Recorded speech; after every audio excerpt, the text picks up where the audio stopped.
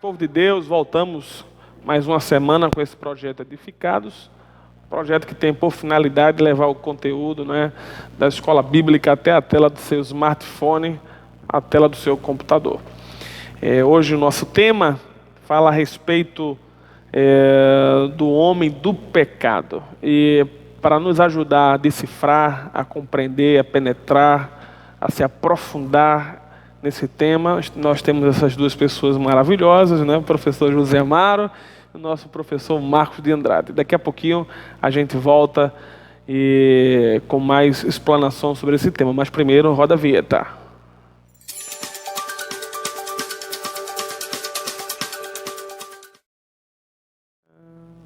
Muito bem, queridos, voltamos. Professor José Amaro, quem é esse homem do pecado? Será que a gente tem condição, à luz da Bíblia, de discernir quem é esse homem do pecado? Esse homem do pecado, discernir esse personagem, na verdade, não. Mas a Bíblia Sagrada, ela nos fala que esse personagem é um representante direto, autorizado por o próprio Satanás, sendo ele o anticristo. Mas como personagem, nós não podemos o identificá-lo. Então, a gente não tem condição de saber, digamos assim, a pessoa física dele. Tipo assim, exato. O nome, a gente não pode denominá-lo, mas pelas atribuições, pela maneira que ele age, pelo comportamento dele, até porque anticristo é aquele que se coloca, se opõe diretamente às coisas de Cristo. Exato. A Bíblia também fala que ele será um líder, um líder que influenciará não apenas o seu país, mas o mundo. Professor Marcos de Andrade, a Bíblia também fala dos nomes, que ele recebe vários nomes. Quais são esses nomes que esse homem do pecado recebe? Aqui no livro de Apocalipse, ele é conhecido como a besta que sobe da terra. No livro de Daniel, o príncipe que há de vir. E o próprio Jesus Cristo, no livro de João, fala que é aquele que aparece mentindo e enganando os incautos. E a gente percebe, até mesmo na pergunta que o senhor fez anterior ao nosso superintendente, o irmão Marinho, a gente vê que o próprio homem do pecado, ele é a encarnação máxima da maldade. Exato. Entendeu? Então você por isso também que Paulo chama ele de o homem da abominação, O homem da abominação. Daniel também fala muito nessa questão, É que ele vai profanar, tudo que é santo, o lugar santo de Deus, Exato. É uma criatura de fato, como foi colocado, que personifica, a pessoa do próprio diabo, do Satanás. Agora, professor Marinho, o que significa de fato, essa questão de anticristo? Por que ele carrega esse nome anticristo? Bom, quando se trata do porquê ele é chamado esse nome de anticristo, nós vamos ver que ele se opõe a Cristo como se ele quisesse se colocar no lugar do próprio Deus. Então ele leva esse nome como se fosse o verdadeiro Messias, o Salvador do mundo. Então não apenas ele opõe, ele desfaz da obra de Cristo, mas a finalidade dele fazer essas coisas é de fato negar para que ele se coloque como no ungido, lugar, como Messias, Exatamente. Professor Marcos, de acordo com esse entendimento que nós estamos caminhando, qual é a missão então, a priori, do anticristo? É bom a gente ressaltar que aparentemente a gente pensa que a ação dele só é contra Deus, Mas a gente vê que ela é quadrúpeda, pois ela opõe-se metodicamente a Deus, a Israel, a Cristo e à igreja. E se olharmos aqui embaixo... lógico, mexeu com Deus, mexe com o povo de Deus. Mexeu com Cristo, mexe com a igreja de Cristo, Porque essas coisas, por incrível que pareça, estão muito ligadas. São sequenciais. Exatamente. Ela mantém uma sequência. Inclusive, ele fala que quando ele se opõe a Jesus Cristo, ele coloca como dupla. Ela é uma missão do homem do pecado e é dupla. Onde é que está? Ele opõe-se a Cristo, colocando-se no lugar de Cristo. Ele se opõe ao mesmo tempo que é o quê? Se colocar no lugar de do próprio E, Cristo. na verdade, não é uma oposição de duelar, é uma oposição de negar. Positivo. Não é? É uma posição de negação para que ele, então, seja, né? Quando a gente fala de oposição, a gente lembra muito de contenda, de briga. Mas, na verdade, o ato dele é mostrar que o verdadeiro Messias é falso, para que ele assuma como o verdadeiro. Eu vou né? mostrar que eu sou o verdadeiro. Exatamente. E a gente Inclusive, ele vai morrer também, vai ressuscitar, vai ter todos esses aspectos, né? E o próprio Jesus Cristo falou, né, que ele vem como o quê? Como fosse o verdadeiro. Mas colocando o quê? A gente vê que, até na tentação de Jesus Cristo, a gente vê que ele entra numa ação de quê? De mentira. E sempre vai agir com mentira. Por isso que ele é um homem do engano, né? Um homem do engano. O homem do pecado, enfim.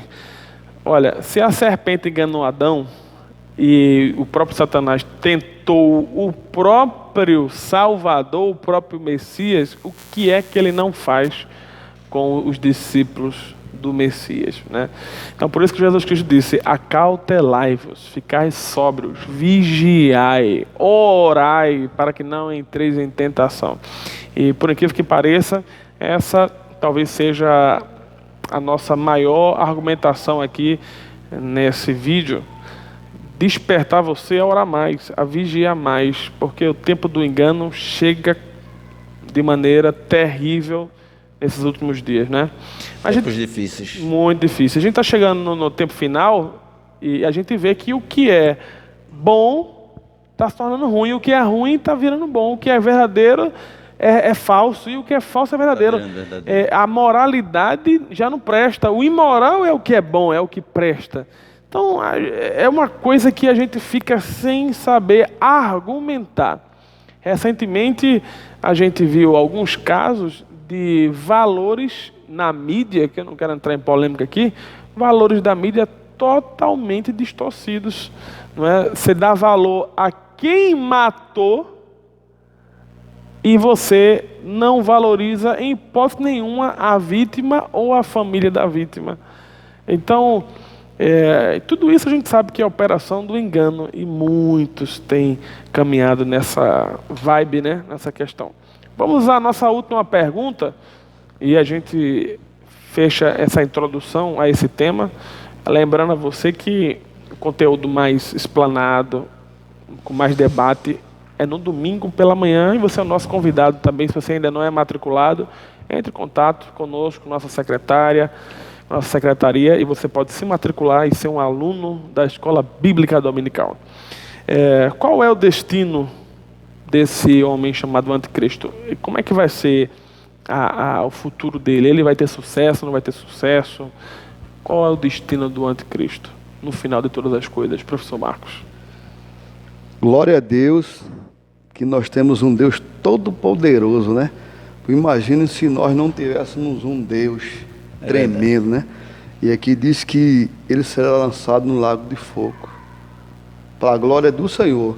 Porque imagina um homem com uma encarnação máxima da maldade. A gente percebe que o engano, lá no livro de Mateus, diz que surgirão falsos profetas, falsos cristãos, que se possível enganaria até os escolhidos. Imagina a proporção da maldade no meio do mundo, se nós não tivéssemos ou temos um Deus tão maravilhoso que nos livra dessa maldade e ainda aprisiona esse, né, homem do pecado no lago de fogo.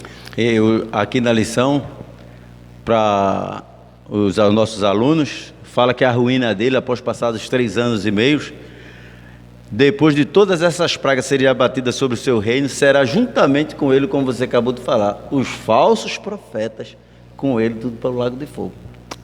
Muito bem. O juízo dele será tão severo que ele nem experimentará o Hades, o Sheol. Ele vai direto para o lago de fogo, né? Então, nosso Deus continua reinando. Nosso Deus continua sobre toda a terra. Tudo